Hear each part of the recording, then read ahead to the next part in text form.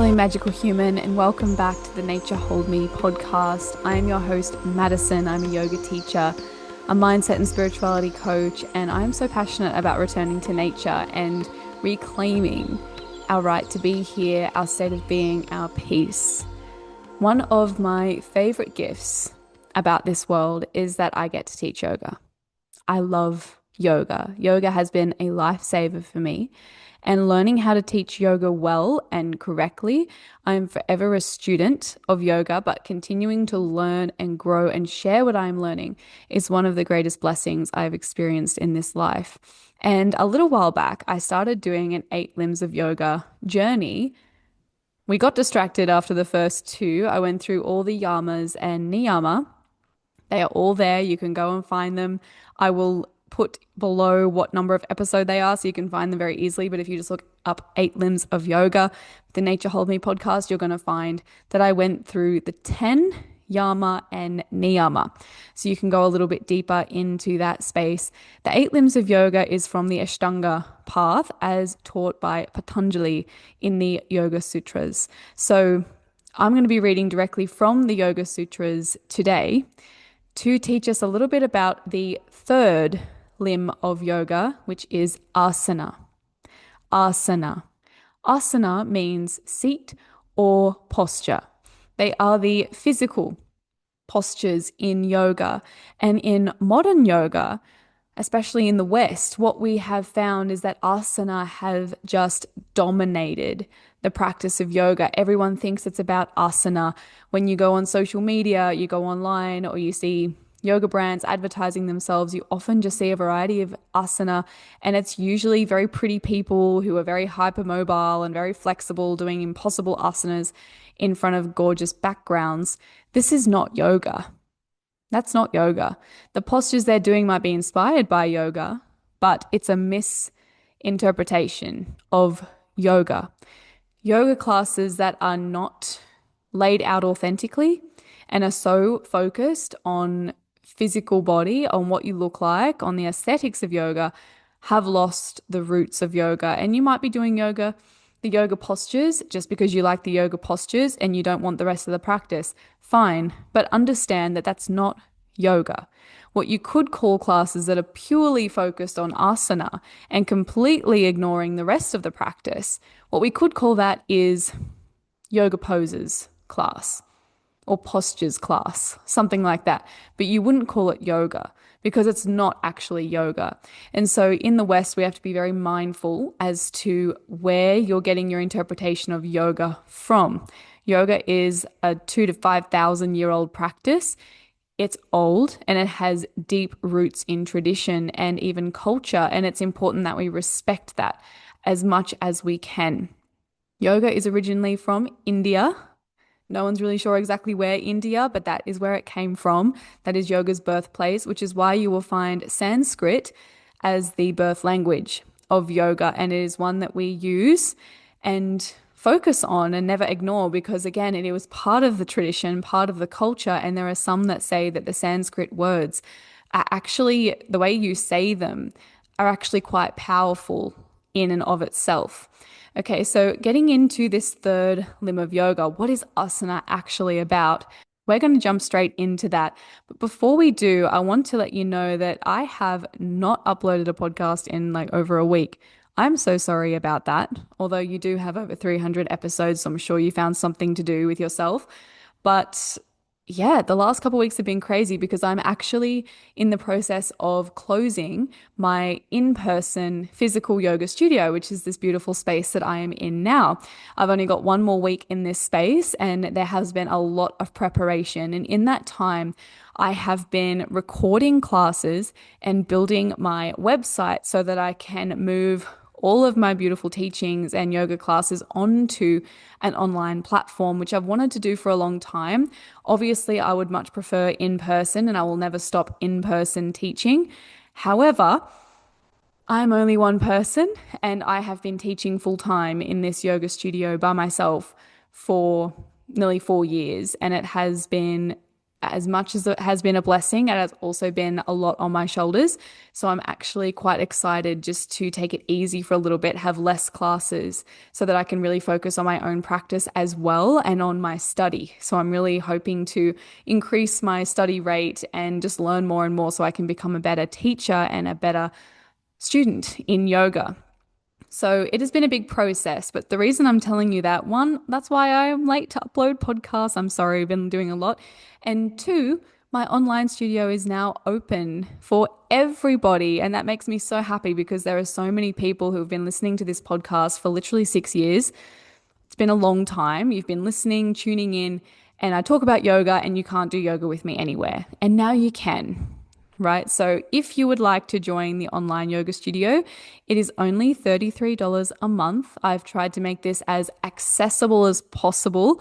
Yoga is meant to be free. It is meant to be given purely for the joy of it. Obviously, that's hard in our world. So the price reflects my values. I don't want to be an expensive service by any means, but I am definitely doing my best to show up for you and also make sure that I am showing up for me as well and that all my effort that goes into it. Unfortunately, we need to be paid in this world, right? I wish we didn't, but that's okay. So it is with so much love that I create this space for you, and I'm giving you everything. The library is growing. I've got 3 more beautiful classes to edit and upload this afternoon, so I'm really looking forward to that. But if you want to jump in or if you want to go and check it out, I've put the link below. Go and sign up. Go and tune in with me. I give you heaps of opportunity to message me, to email me, and if you need any support or you have any questions, let me know. My priority is to teach yoga in a way that I'm passionate about, but also to honor the authenticity of yoga and come from the best place I possibly can and continue learning each and every day. So I encourage you to join in. No, you don't need any props. You can do yoga in your pajamas. You can do yoga on the floor. But if you want fancy props and things, of course, you can get those things. But understand that's not about, that's not it. That's not it. Okay. So that being said, let's get into the third limb of yoga, asana. Now, let's go straight to the source. I've got my Yoga Sutras of Patanjali here. This is my favorite translation and commentary. It's just written out really well. Obviously, all of the sutras are written in Sanskrit, so they can be quite heavy when you're just reading them. But when you get someone who has commentated, said stuff, right, about the sutras, it makes a lot more sense. So I'm going to be going to Yoga Sutra 2.46. So it's in Book 2, Sadhanapada 4.6. Now the sutra goes, Stira Sukhanasanam. Stira Sukhanasanam. Now I'm in the process of learning Sanskrit better. You'll have to be patient with me. I have an Australian tongue. It's incredibly difficult to do anything else with my mouth other than p and That's all I got. That's all I got. So I'm learning and it's quite a journey. So hopefully over the years you'll hear me getting better at that, but that's just my goal. Sthira Sukhanasanam means asana is a steady, comfortable posture. Asana is a steady, comfortable posture. Now, before I get into my understanding of that, I want to read the first paragraph that is in the commentary straight to you. I will link this version of the book below if you want to go and get your own copy. I highly recommend if you're interested in yoga.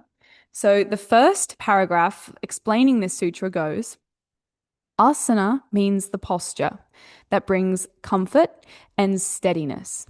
Any pose that brings this comfort and steadiness is an asana. If you can achieve one pose, that is enough. It may sound easy, but in how many poses are we really comfortable and steady? As soon as we sit in a particular position, there is a small cramp here, a tiny pain there. We have to move this way and that. Continuously, we are reminded of our legs, hands, hips, and spine. Unless the body is perfectly healthy and free from all toxins and tension, a comfortable pose is not easily obtained. Physical and mental toxins create stiffness and tension. Anything that makes us stiff can also break us. Only if we are supple will we never break. That is the first paragraph. I encourage you to scroll back and listen to that again if you can. It's quite deep. Every word in this beautiful book is beautiful and deep and takes a lot to understand, and it takes a little bit of time. So asana is steady and comfortable. What are the purpose of asana? Why are they included in the eight limbs of yoga? Noticing that sutra I just read is the only sutra that mentions asana. So should yoga only be about asana? No way.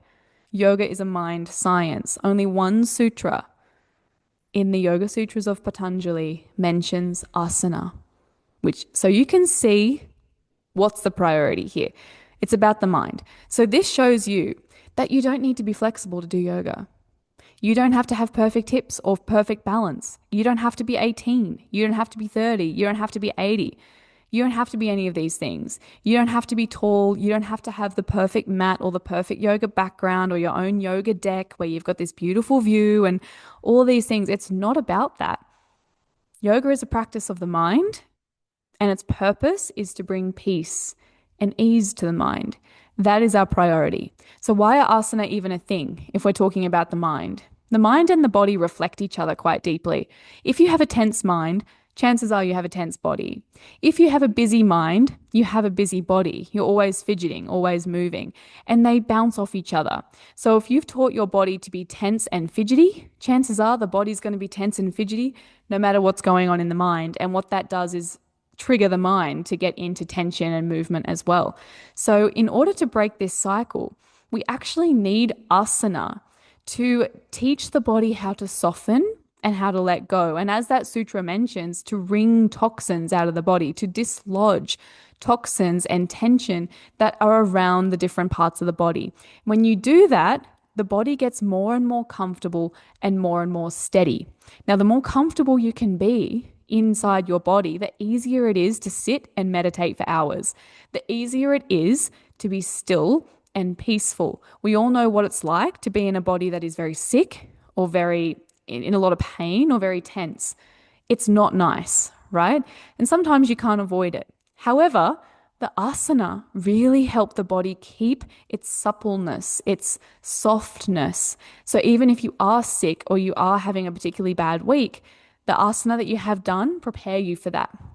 Something else that asanas especially teach me is that you can sit through uncomfortable things. Sometimes you're in an asana and there is discomfort there. And notice what was mentioned in the Yoga Sutras is that the asana itself is actually something that's steady and comfortable. So if you're uncomfortable inside an asana, first of all, you may need a variation of that asana until the body starts to soften a bit more. Secondly, it's showing and highlighting the tension in the body. So not always are you going to be able to be steady and comfortable. So you're not actually in an asana, right? But when you're in these uncomfortable postures that require you to really focus and not run from the posture, to actually hold and breathe and soften, that is asana. That strength there that you develop through the mind, it teaches your mind to go, yes, I'm uncomfortable, but I don't have to run from it. Yes, I'm uncomfortable, but I can deal with this. And that is a priceless lesson for your mind, because how often do our minds go, I'm uncomfortable, run. Run, I don't want to do it, I can't do it, I can't have this conversation, I can't be here, I can't. And you're escaping everything. Well, you know what? There's only so long you can run from pain, from discomfort. Sometimes you have no choice other than to face that discomfort. And asana teach you how to do that. Another way I describe these asana to my students is when we talk about asana being steady and comfortable, think about the effort that you're putting in the asana. So comfortable, we all understand what that word means. Comfortable feels nice. Now, comfortable doesn't necessarily mean easy. When you hold some of these postures, it's certainly not going to feel easy, especially in the beginning. It does soften over time, but it may not feel easy. So comfortable, especially when we're trying to, we're a beginner trying to get into yoga, you're going to have some discomfort because you've got tension and toxins in the body. Okay. So when you are looking for a comfortable posture, even as a beginner or someone who is dealing with an injury or whatever else, what we're looking to find is a posture that's not too painful. It's not so uncomfortable it's going to cause physical harm. And it's not something that's way too easy, that's not actually going to encourage the body to go further next time. right? So if we were to do an extended side angle, right? And obviously we're a bit limited here on the podcast, but if we were to do an extended side angle, if you're curious about that, just Google extended side angle. I could very easily lean to one side, rest my arm on my thigh and just reach. And that technically is extended side angle. Fine. But for me, it's very comfortable. It's not really going to help me go any deeper. So I would probably need to hold the proper position and put my hand towards the floor. But someone else might need a block, or someone else might be virtually upright, but they've got that beautiful long line that's slowly encouraging them to melt. Everyone is different. So that's another reason it's so dangerous to market yoga as something that's flexibility and all these crazy postures that the majority of the population are going to look at and go, no way, I can't do that. I can't do yoga. And that's heartbreaking. We shouldn't be intimidating people with these postures. And that's what's happening a lot through the marketing of yoga and a lot of misinformed people or people who are, influencers and they're just looking for likes and comments or whatever. If they put up a pose that maybe isn't that impressive, maybe that affects their views. I don't know. Maybe you have to be in some contortionist, advanced posture before you get real attention on the internet. And people are even, wearing crazy expensive clothing or wearing virtually no clothing and calling it yoga. So this is where that gets really dangerous because asana are meant to be comfortable. The clothing, the state, the place that you are, and the variation of each asana. There are so many variations of the same asana for the exact reason that everyone is different and we all need a different pose. So never be afraid to find the right pose for you, even if everyone else in the room is deeper than you. Even if last time you practiced, you went way deeper than now. Doesn't matter. It's day to day. Do the best you can. The word steady, I also interpret to mean steady amounts of effort. So often when you teach yoga, you'll see people in the room holding a pose. And if we use that side angle for an example, they might be stretching like this and just kind of, there's no real effort. They're not putting any effort in.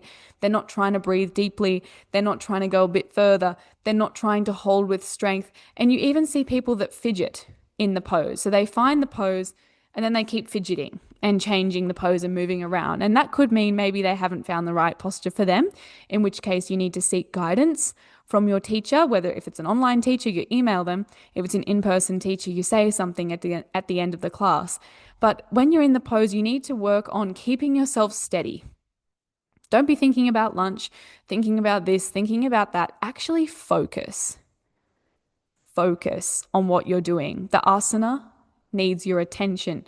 Your body needs your attention. Your breath needs your attention. If you allow yourself to be so unsteady in the amount of effort that you're putting in your postures, one, you won't progress. Two, your body's missing out. And three, you're not training the mind to be still.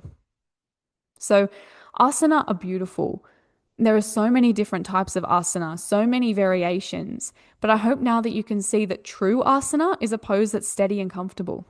That may be difficult in the beginning, especially in a world where we have so many toxins around us and so much tension. Asana will help you unravel some of that tension and dislodge those toxins from the body, but it might take some time. Be patient, use the variations, and try to find your version of the pose that's not too hard, but not too easy, so that nice comfortable margin, and then also looking to be steady in your effort, in your focus, and in your breath.